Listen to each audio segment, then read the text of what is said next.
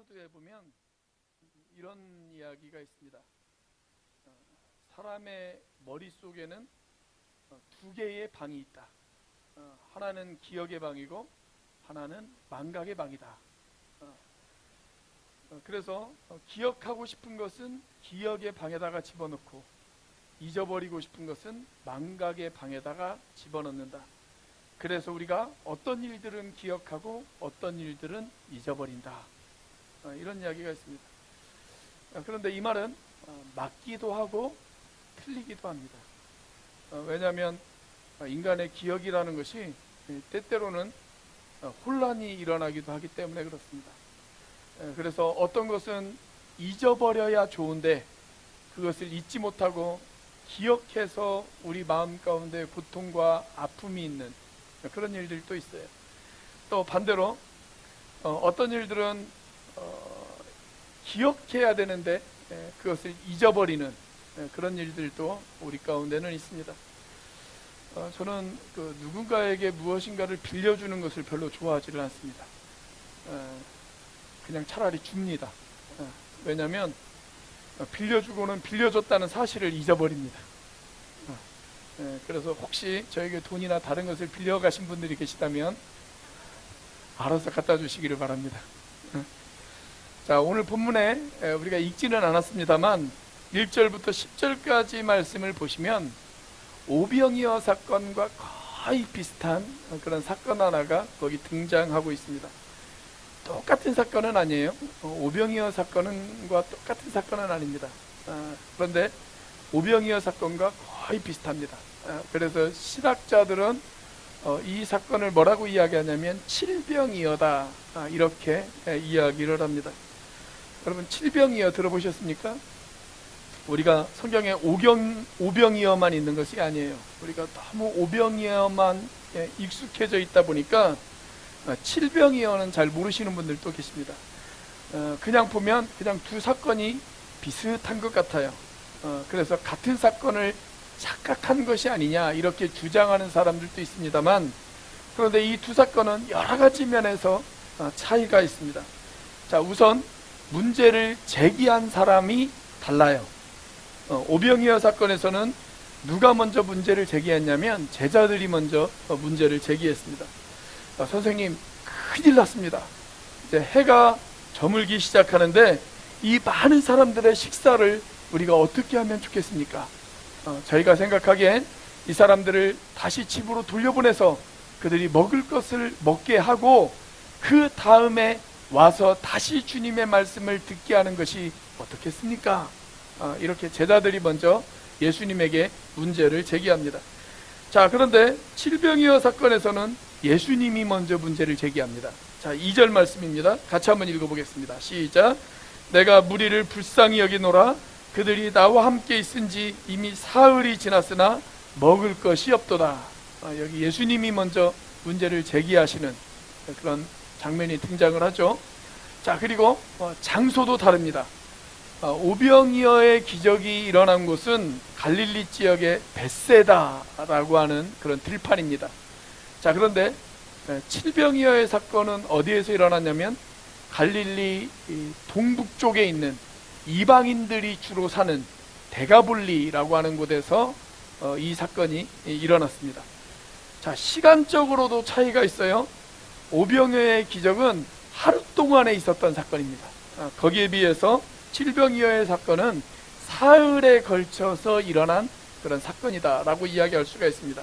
2절 말씀을 보시면 그들이 나와 함께 있은 지 사흘이 지났다, 이런 말씀이 등장을 하거든요.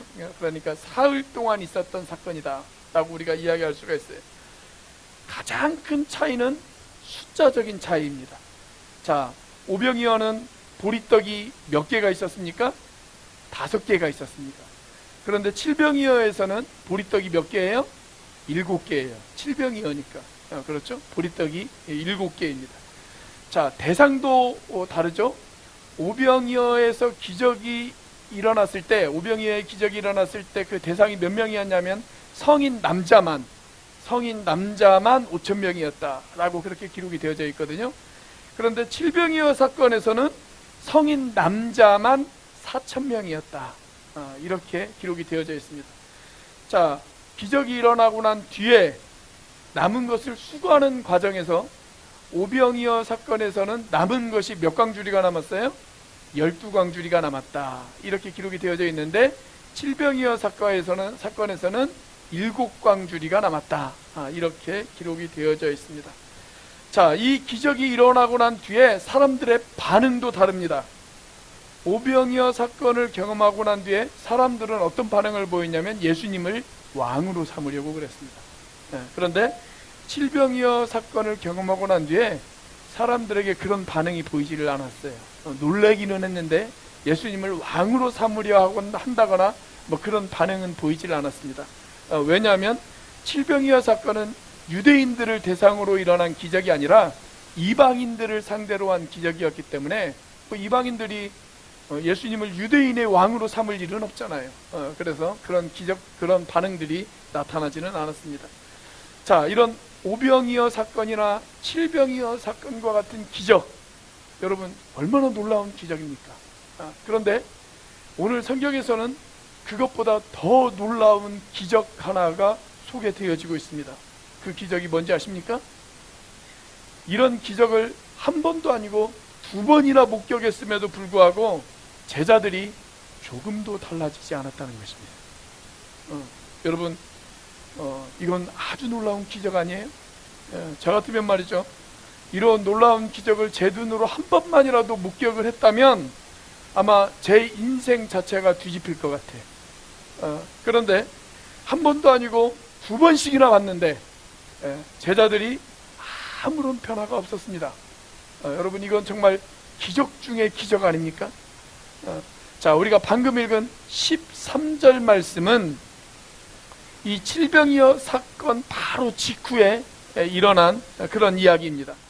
자, 예수님과 제자들이 다시 배를 타고 데가볼리에서 갈릴리 지방으로 이동을 하십니다.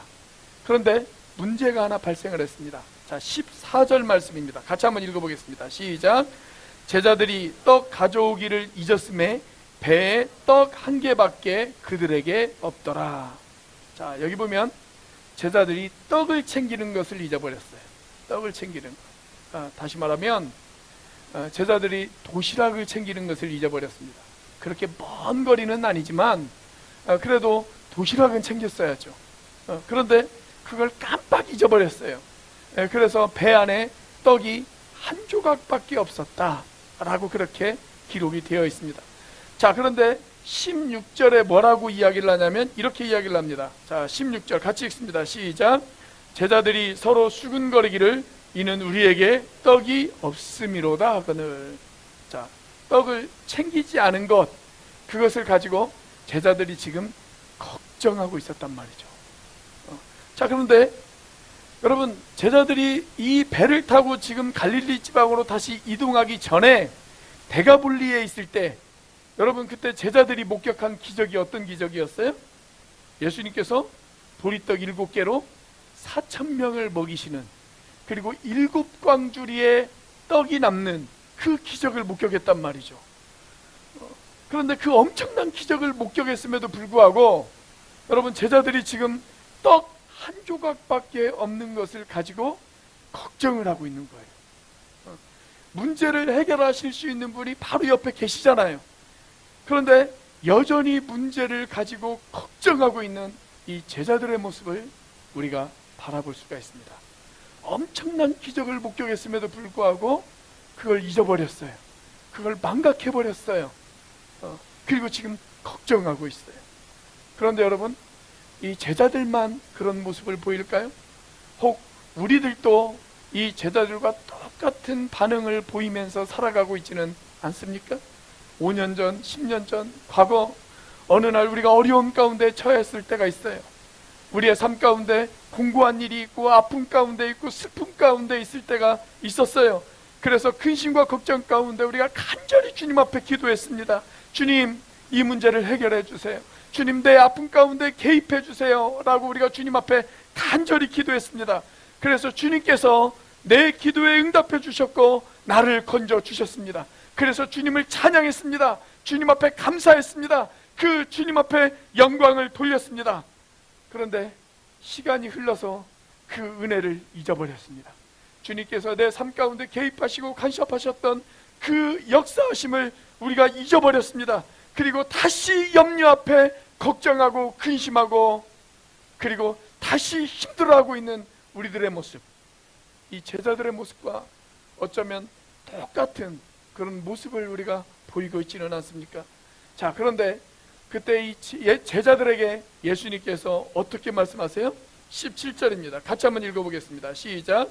예수께서 하시고 이르시되 너희가 어찌 떡이 없으므로 수근거리느냐?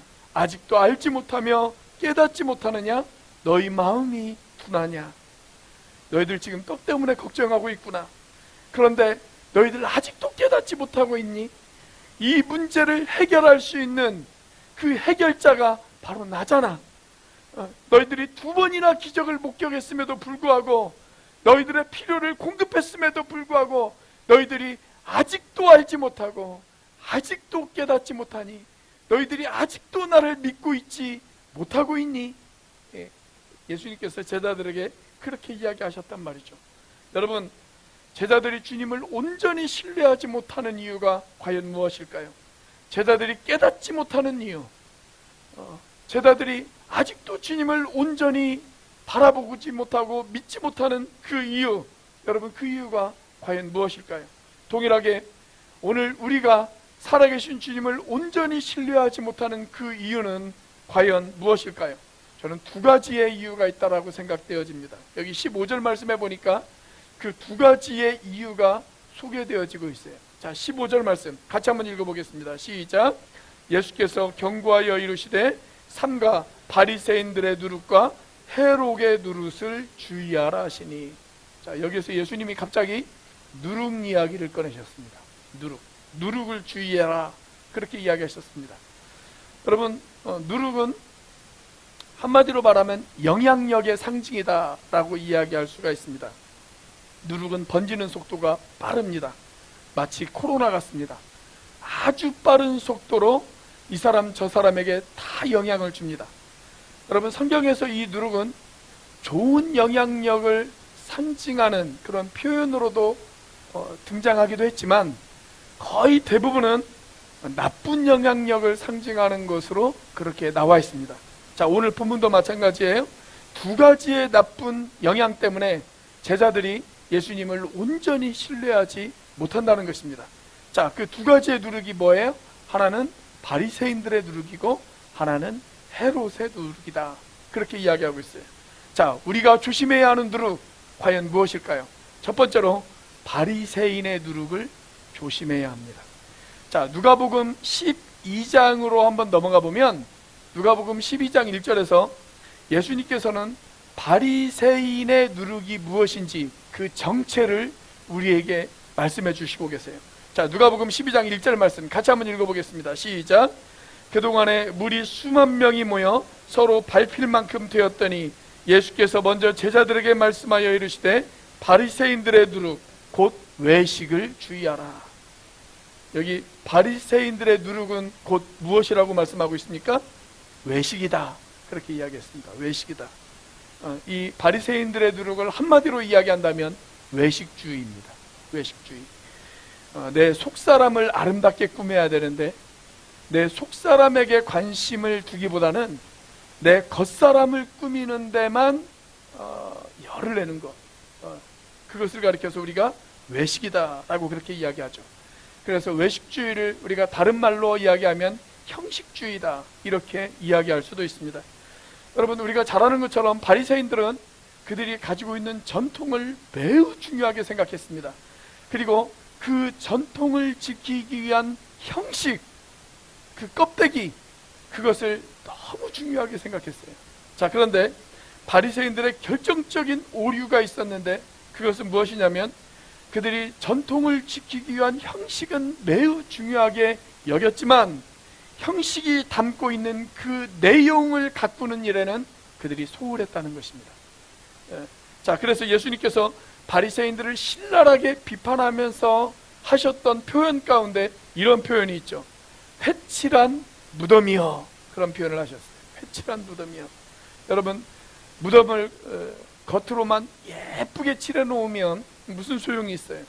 그 안에는 썩어서 냄새나는 그런 일이 있단 말이죠. 그래서 겉만 그럴듯하게 꾸미는 것, 그것을 가리켜서 예수님은 회칠한 무덤 같다, 그렇게 표현을 하셨습니다.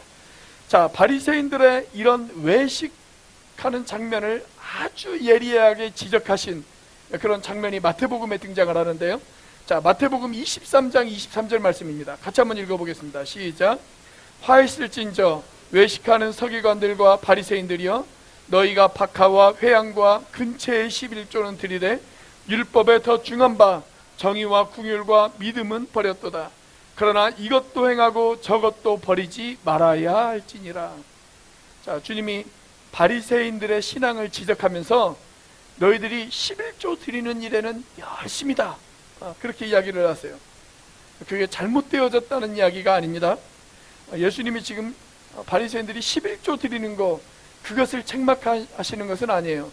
여기 마지막 부분에 보면 이것도 행하고 저것도 버리지 말아야 된다, 그렇게 이야기를 하고 계시기 때문에 그렇습니다. 저는 이 시대를 살아가는 우리 그리스도인들이 때때로 바리새인의 수준에도 미치지 못하는 것을 매우 부끄러워해야 된다 라고 그렇게 생각합니다. 어떤 면에서 우리들은 바리새인들보다 못할 때가 참 많이 있습니다. 그런데도 예수님께서 이 바리새인들을 책망하시는 이유가 뭐냐? 자, 11조라는 것은 그 당시 사람들은 11조를 어떻게 생각했냐면 11조를 드리면 신앙이 좋은 것이다, 이렇게 생각했어요. 그들이 가지고 있는 선입견, 어떤 11조라고 하는 종교의식의 형식적인 것, 그것을 하면 야, 신앙 참 좋아, 이렇게 생각했단 말이죠. 여러분, 우리도 때때로 그럴 때가 있어요. 우리도 주일 성수 잘하고 예배 열심히 참여하고, 그리고 때때로 성경 공부도 하고 헌금도 드리고 봉사도 하고, 그러면 야, 저 사람 신앙 참 좋다, 그렇게 우리가 그 사람을 판단할 때가 있어요. 물론 그것이 나쁘다는 이야기가 아닙니다. 그리고 신앙이 좋은 사람들은 또 그렇게 합니다. 그렇게 해요. 그러나 그것이 전부는 아닙니다. 그게 신앙생활의 전부는 아니에요. 겉으로 드러나는 것, 외적으로 드러나는 것, 그것이 그 사람의 신앙이 진짜 신앙인지 가짜 신앙인지를 판단하는 전부의 기준이 되어질 수는 없다라고 하는 것입니다. 자, 이런 외적인 모습보다 더 중요한 것이 있어요. 그런데 바리새인들은 외적인 것에만 신경 쓰고 내적인 것은 버려버렸습니다. 바리새인들이 버린 내적인 것, 그것이 뭐예요? 여기 예수님의 표현에 의하면 그들이 정의와 궁율과 믿음을 버렸다, 이렇게 예수님께서 지적하고 계십니다. 의롭게 살고 사랑하고 살고 그리고 신실하게 살아가는 것, 거기에는 별로 관심이 없었단 말이죠. 거기에는 별로 관심이 없고 그냥 외적으로 드러나는 것, 사람들에게 보여지는 것, 거기에만 신경을 썼단 말이죠. 예수님께서는 그것을 가리켜서 바리새인들의 누룩이다, 그렇게 이야기하고 계십니다. 여러분, 우리가 왜 신앙생활을 합니까? 좀 더 노골적으로 질문을 한번 던져볼까요?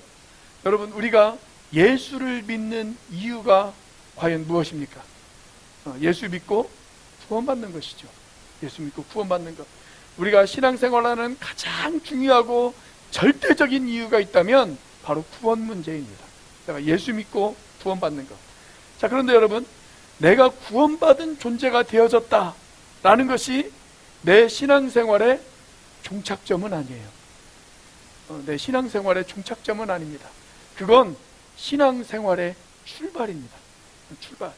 자, 내가 구원을 받았다면, 내가 구원받은 존재가 되었다면 그 다음에 우리가 목표로 해야 될 것은 무엇이에요?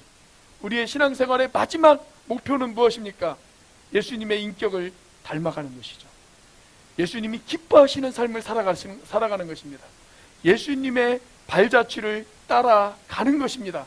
그래서 마침내 예수님 닮은 존재가 되어지는 것, 여러분, 그것이 우리 신앙생활의 최종 목적 아니에요? 내가 구원받은 존재가 되어졌다, 이건 시작이에요. 시작. 이제 막 시작하는 거예요. 그렇게 구원받은 존재가 되어졌다면 예수님 닮은 존재가 되어지는 그날까지 내가 예수님의 발자취를 따라가는 것, 그것이 우리 신앙생활의 진정한 목표라고 그렇게 이야기할 수가 있습니다. 여러분, 우리가 오늘 교회 와서 예배를 드리겠습니다. 교회에서 봉사를 합니다. 헌금을 드립니다. 열심히 찬양을 합니다. 기도를 합니다. 그런데 이것이 우리의 최종 목적은 아니라는 거예요. 여러분, 이것은 시작입니다. 그래서 중요한 것은 뭐예요? 내가 예배를 드리는 중요한 이유, 내가 기도하는 중요한 이유, 내가 예수 믿는 중요한 이유, 내가 하나님의 말씀을 듣는 중요한 이유, 그게 뭡니까? 그래서 이제는 우리가 어떻게 살 것인가, 이 문제에 대한 답을 찾기 위한 거 아니겠어요? 이제 우리가 어떻게 살 것인가. 여러분, 이것이 내 신앙이 진짜 신앙이냐 가짜 신앙이냐를 판단할 수 있는 기준이 되어질 수 있다는 거예요.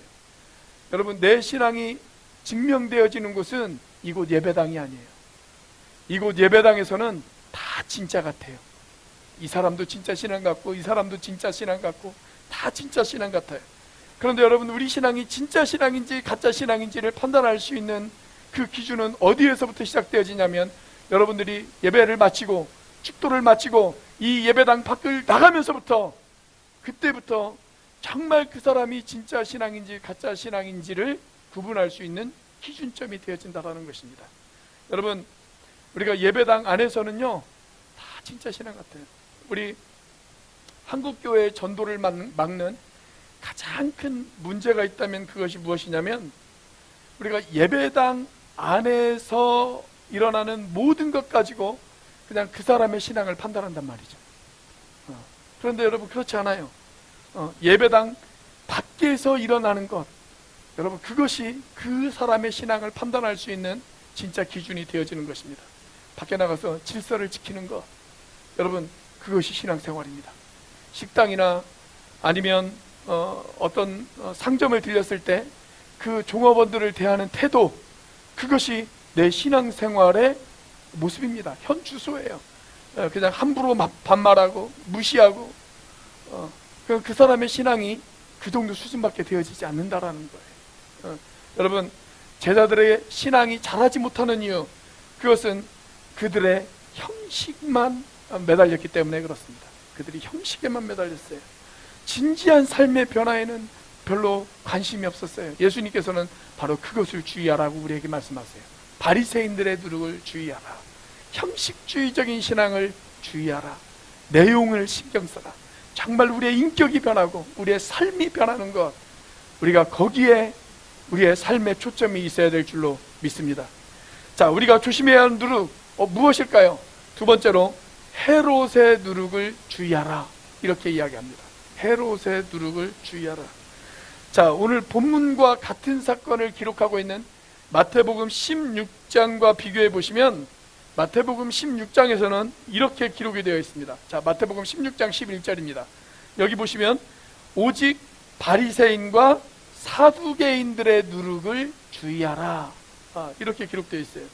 자, 그런데 오늘 본문 말씀에 보면 바리새인들의 누룩과 헤롯의 누룩을 주의하라, 이렇게 말씀하고 있습니다. 자, 마태복음에서는 바리새인과 사두개인을 이야기하셨어요. 자, 그런데 마가복음에서는 바리새인과 헤롯을 이야기하셨습니다. 같은 사건이에요. 그런데 왜 이런 차이가 날까요?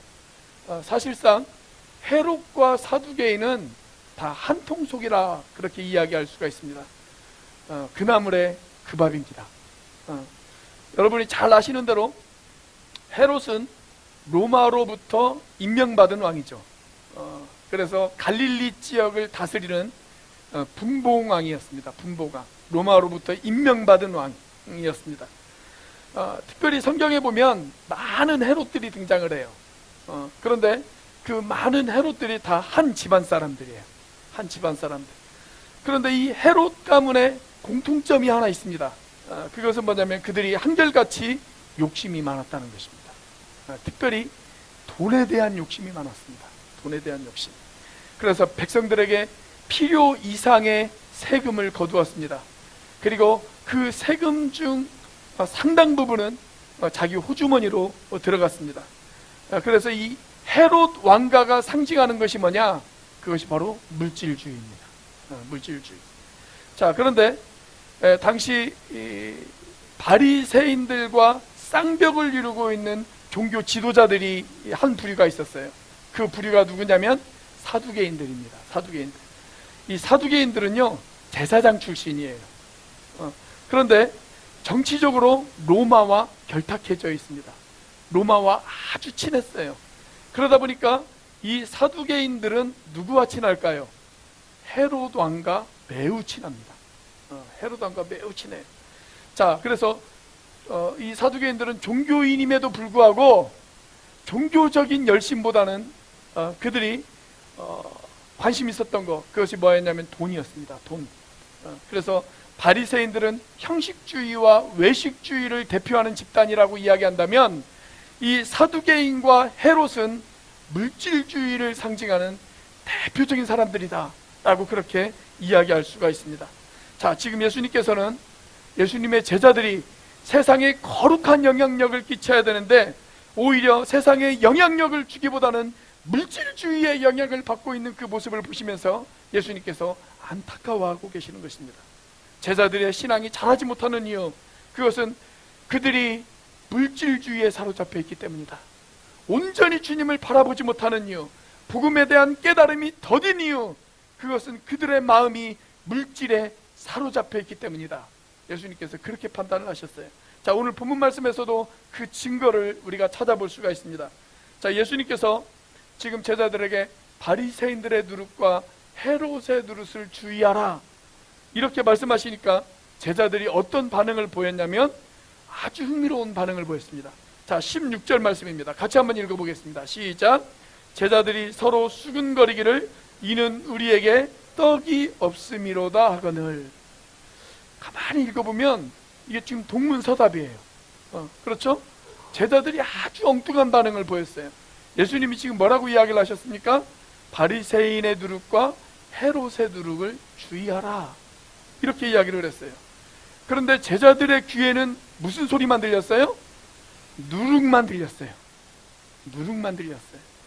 여러분, 사람은요 자기가 관심 있는 소리만 듣습니다. 우리가 두 사람에게 똑같은 이야기를 똑같은 자리에서 했는데 자기의 관심에 따라서 해석하는 게 서로 달라요. 전혀 다를 수 있어요. 자, 이 제자들도 마찬가지예요. 예수님께서는 지금 바리새인의 누룩과 헤롯의 누룩을 이야기했단 말이죠. 근데 제자들은 지금 두고 온 빵만 생각했어요. 야, 이 배에 지금 우리가 빵 한 조각밖에 없잖아. 우리가 지금 먹을 도시락이 없잖아. 그러다 보니까 예수님의 말씀 속에서 뭐만 기억에 남냐면 누룩만 기억에 남는 거예요. 누룩만. 자, 그러다 보니까 자연스럽게 그 누룩은 무엇과 연결되어집니까? 떡과 연결이 되어집니다. 여러분, 성경에서 떡이 상징하는 대표적인 것, 그게 무엇일까요? 물질이죠. 물질입니다. 그러니까 제자들의 관심은 예수님의 교훈에 있었던 게 아니에요. 물질에 있었어요. 물질에. 여러분, 물질은 오늘날 우리 시대에도 가장 최대의 우상입니다. 가장 최대의 우상. 심지어 그리스도인들마저도 이 물질 앞에 무릎을 꿇는 모습을 얼마나 많이 우리가 바라볼 수가 있습니까? 제가 우픈 이야기를 하나 해드릴까요? 옛날에 우리가 어떤 어려움에 처하거나 힘들고 어떤 깜짝 놀라는 그런 상황이 발생하면 사람들이 누구를 찾았어요?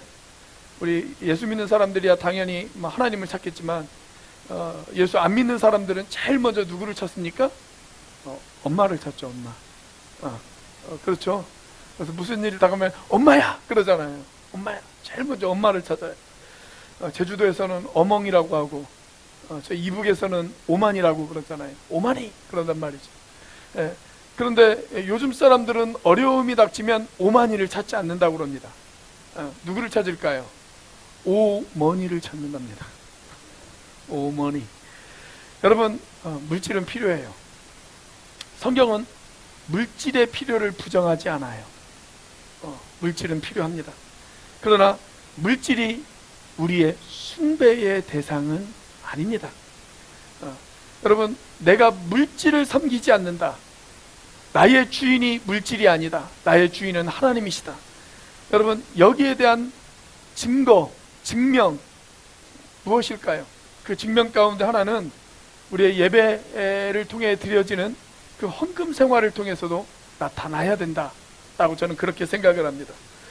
여러분, 우리가 시간을 하나님 앞에 드려요. 내가 열심히 시간을 들여서 하나님 앞에 봉사해요. 그리고 내가 열심히 땀을 흘려서 하나님 앞에 봉사해요. 그런데 하나님, 제가 물질은 드릴 수 없습니다. 이렇게 이야기한다면 여러분, 그 물질이 아직도 나의 주인인 거예요. 아직도 그 물질이 나의 주인이다 하는 겁니다. 저 유명한 요한 웨슬레가 이런 이야기를 했습니다. 나는 주머니가 회개하지 않은 사람의 회개는 신뢰하지 않는다. 이런 이야기를 했어요. 여러분, 한 사람이 정말 변하고 회개했다는 증거를 어디에서 알 수 있냐면 그 사람이 돈을 어디에다 쓰느냐를 보면 알 수가 있습니다. 전에는 나를 위해서 사용했습니다. 내 유익만을 위해서 사용했습니다. 그런데 그 돈을 하나님의 나라를 위해서, 복음을 위해서, 지체들을 위해서 기꺼이 사용할 수 있느냐?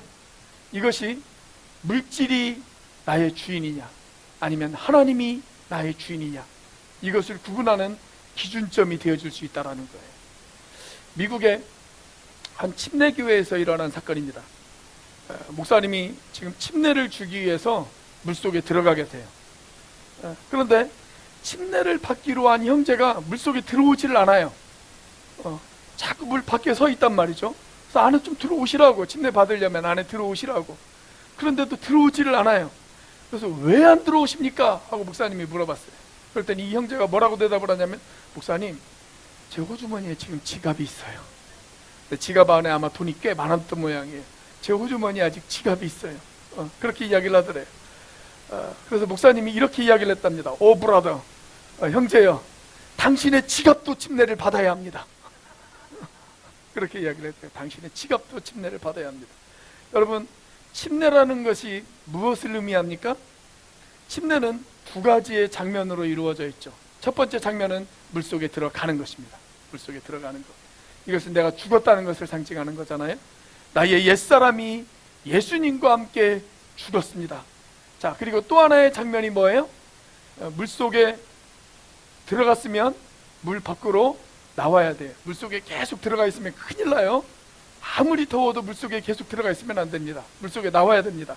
자, 물속에 나오는 것은 무엇을 상징하는 겁니까?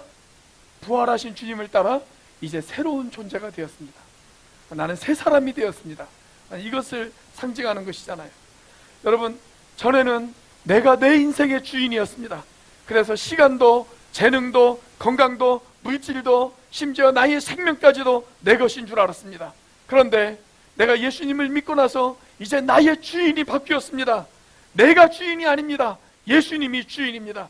그래서 지금까지 내가 주인 삼았던 그 모든 것들의 소유권을 내려놓고 그 소유권을 주님에게 이전하는 것, 여러분, 그것이 침례의 상징적인 의미 아니에요? 침례의 상징적인 의미. 여러분, 여러분에게는 그 소유권이 예수님에게 넘어갔습니까? 그 소유권을 기꺼이 예수님에게 드리셨습니까? 그러한 고백이 여러분들에게는 있으십니까? 여러분, 예수님은 당신의 제자들이 이 물질 앞에 쩔쩔매고 있는 모습을 바라보시면서 너무 안타까우셨어요. 그래서 바리새인들의 누룩과 헤롯의 누룩을 주의하라, 그렇게 예수님께서는 이야기하셨습니다. 그렇게 이야기하셨음에도 불구하고 아직도 물질 앞에서 자유하지 못하는 이 제자들의 모습을 보시고 우리 주님께서 얼마나 안타까우셨을까요? 자, 그래서 뭐라고 말씀하십니까? 18절입니다. 같이 한번 읽어보겠습니다. 시작. 너희가 눈이 있어도 보지 못하며 귀가 있어도 듣지 못하느냐, 또 기억하지 못하느냐. 자, 제자들이 보아야 될 것, 바로 주님이십니다. 그 주님이 바로 지금 그들 앞에 계십니다. 그분은 창조자이십니다. 그분은 전능자이십니다. 오병이어의 현장에서, 그리고 칠병이어의 현장에서 많은 사람들의 필요를 공급하신 분이십니다. 그분은 모든 사람들의 필요를 기꺼이 채워주실 수 있는 분이십니다. 그 주님이 바로 앞에 계심에도 불구하고 그 주님을 바라보지 못하고 여전히 없는 떡을 바라보면서 안타까워하고 있는 제자들의 모습을 바라보시면서, 여러분, 우리 주님이 얼마나 안타까우셨을까요? 여러분, 여러분들의 시선은 누구를 향하고 있습니까? 우리들의 눈이 열려 주님을 바라보실 수 있기를 바랍니다. 그분이 우리와 함께 하십니다. 여러분, 그분이 우리와 함께 하시면 여러분, 그것으로 된 것 아니겠어요? 그분이 말씀하시면 천지는 변할 수가 있습니다. 그분이 말씀하시면 세상은 새로워질 수 있습니다. 그분이 말씀하시면 내 삶의 환경이 열릴 수 있습니다. 그분이 말씀하시면 모든 것이 다 변할 수 있습니다. 그렇기 때문에 여러분, 염려하지 마십시오. 걱정하지 마십시오. 부활의 주님, 그 주님이 우리와 함께 하십니다. 그 주님을 붙잡으시기를 바랍니다. 그 주님의 음성을 들으시기를 바랍니다. 그 주님과 함께 동행하시는 여러분들이 되시기를 바랍니다. 그것이 우리들의 신앙의 승리임을 확신하는 저와 여러분들이 되시기를 주님의 이름으로 축원합니다. 기도하시겠습니다.